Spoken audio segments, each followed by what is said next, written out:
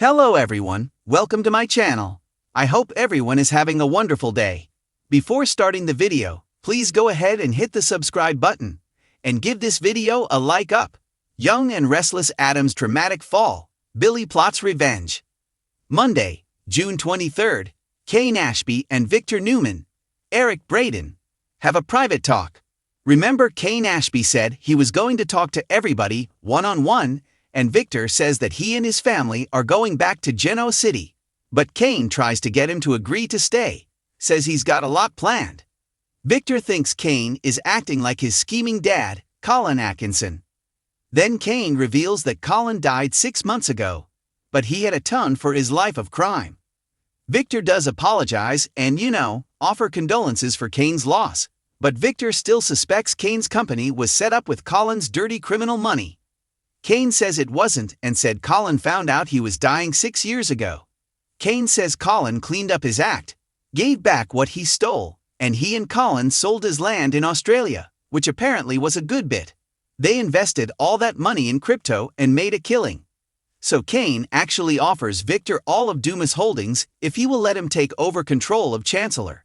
But Victor says, no way is that going to happen. At the same time, Jack Abbott, Peter Bergman, and Nikki Newman, Melody Thomas Scott, are debating if Victor should be worried about Kane. And of course, Jack knows him well and says he does not think anybody should underestimate Kane. Nick Newman, Joshua Morrow, doesn't really know much about Kane. They never had a lot of overlap. He's not really invested in any of this except for being worried about his mom, Nikki, if Kane is indeed after Chancellor, which of course he is. Billy gives Sally Spectra, Courtney Hope, a little history lesson on Kane and their intertwined past. If you remember, Kane conned Jill Abbott, Jess Walton, into believing he was her son and pretended to be Billy's half-brother. Jack disagrees when Billy tries to tell her that Jill and Catherine Chancellor, Jean Cooper, used to pit him against Kane. It's clear that Jack doesn't remember it that way at all.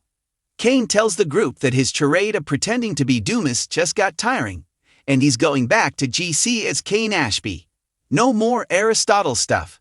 And he says the party is a big thank you for all of them, for everything he learned from them over the years to me. That sounds like a big fat lie. This all seems like an elaborate Agatha Christie trap. Devon Hamilton, Brighton James, is irritated, and Lily Winters, Crystal Cowell, runs off as Kane insists he only used the Dumas name on the invitations, because he didn't think anybody would come if he put Kane Ashby on them. Probably accurate. Phyllis Summers, Michelle Stafford, is fussing to Amanda Sinclair, Michelle Morgan, who tells Red that she really respects Kane, and Amanda insists that he is legit and Kane's a successful mogul. But Amanda also refuses to tell Phyllis exactly what Kane's plans are. Phyllis does say she admires how Kane has reinvented himself when she's talking to Nick at the party. Audra Charles, Zuleika Silver, tells Kyle Abbott, Michael Mueller, she thinks Kane is hot, and Kane tells her that Kane's family are all criminals, which only intrigues Audra more. Billy and Sally are wondering if Kane wants Chancellor, but Jack tells them he thinks there's more to it than that. Billy and Jack also wonder if Jill knows what her precious Kane has been up to.